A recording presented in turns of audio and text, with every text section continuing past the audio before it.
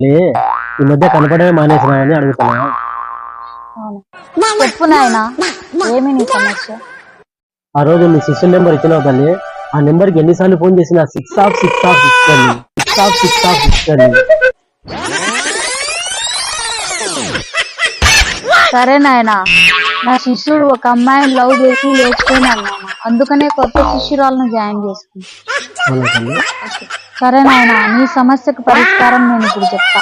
ఒక plate gobi Manchuria, ఒక plate noodles, ఒకటి కారం దోశ, ఒకటి ఎగ్గు దోశ అన్ని కలిపి సాయంత్రం తినాలనుకుంటున్నా.